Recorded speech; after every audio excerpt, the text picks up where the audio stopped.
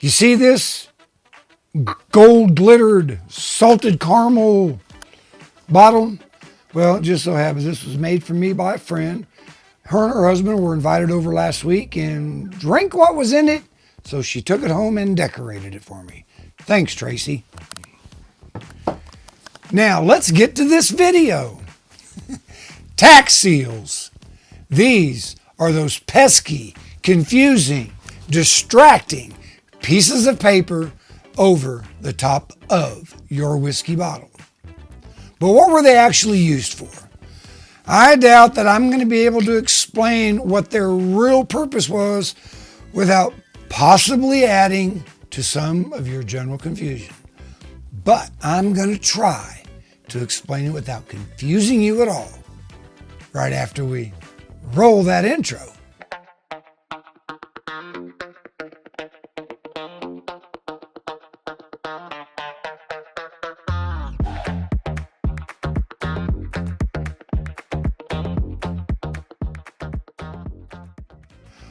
All of this is a corrected video trying to explain the tax seal.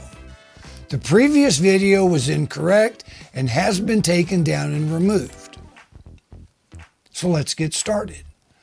The Bottle and Bond Act of 1897 created the tax stamp requirements for bottled whiskey. The tax stamp or strip has served many different purposes over the years, but first and foremost was the fact that it was evidence or proof that the proper taxes were in fact paid by the distiller. Now, 87 years after the Bottle and Bond Act of 1897 had been implemented, the Tax Reform Act of 1984 combined with the Deficit Reduction Act of 1984 brought an end to the use of tax strips as we know it on all whiskeys and bourbons sold here in America. Now, I think the best way for me to try to explain a tax stamp is like this. For example, Crown Royal, as we all know, it's a blended whiskey, and of the many whiskeys that are included in that blend, they could each have had a different year that they had been produced. So when they were blended, the year of the youngest whiskey or the most recent whiskey in that specific blend is what was recorded and marked onto each and every barrel. Now with Crown Royal, we know that they had a basic aging process that is generally between 8 to 10 years for most of their whiskeys. And this applies even to those without age statements.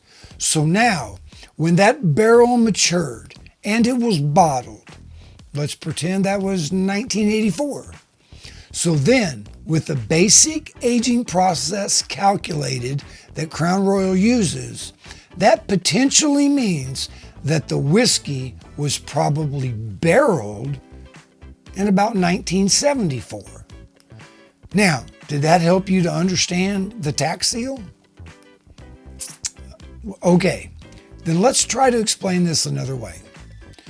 Now, with the Tax Reform Act of 1984 in place, which again was intended to cover the whiskeys that had not yet begun the barrel and aging process as of its passing in mid-1984, they still needed to have dates recorded correctly on each and every barrel, as well as being recorded in some type of ledger to prove that the taxes had in fact been paid.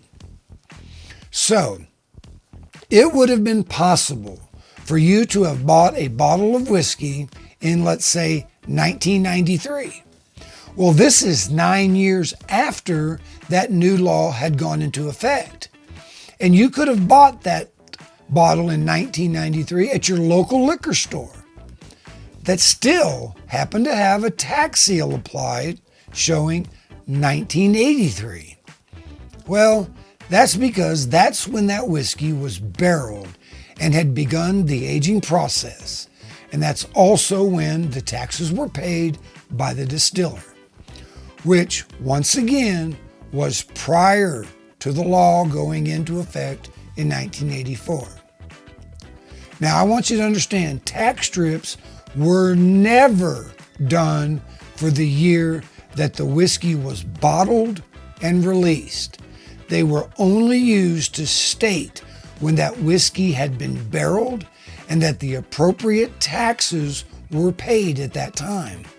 Almost all of Crown Royal's whiskeys contain whiskey blends that contain a variety of aged product, some dating back as far as 30 years, as indicated by this label from Crown Royal, which I happen to think might have been on a purple cap.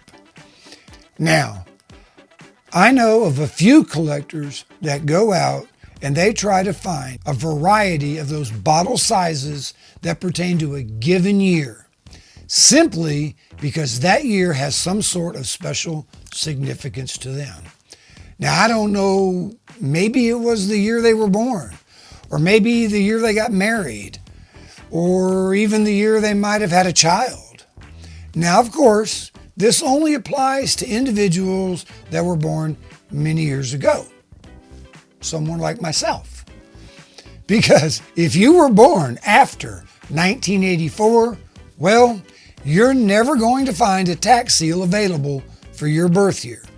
I know, it almost makes you wish they were still being used and applied today. And also, it's important to understand that nearly every bottle that has ever had a tax seal from Crown Royal in America is found on the Fine Deluxe. Now, why is that? Well, Crown Royal was only producing the Fine Deluxe for America until it began producing and selling the Special Reserve, or SR1, in 1992. At that point, the new law was already in effect and had been since 1984, so no need for tax strips.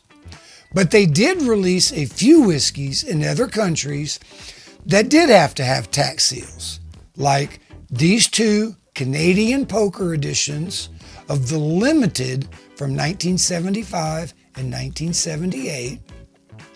They did release the Fine Deluxe in other countries, just like this Japanese shoebox from 1972, or this 10-year red letter Fine Deluxe from Italy with a tax seal from 1977.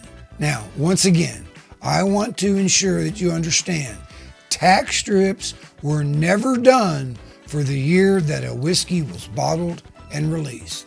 They were only used to state when the whiskey had been barreled, because that's when the taxes were due. Once barreled, it was considered to be a finished product. So, did this help? Or have I managed to confuse you even more? Well, I honestly hope that I have in fact helped. And so, with that being said, I sure hope that you do click that subscribe button and maybe even hit that bell to get those notifications of future and upcoming videos. And we would also really appreciate a thumbs up. All of this helps us in our YouTube algorithm. There are many great ideas coming up in the future videos, including we're going to take a deep dive into orphan barrel whiskeys, and also we're going to take a look inside the Woodford Reserves and its connection with the Kentucky Derby, along with our continuing adventures and education into Crown Royal. So please, you keep watching, and like always, I'll say to you, we'll see you again real soon.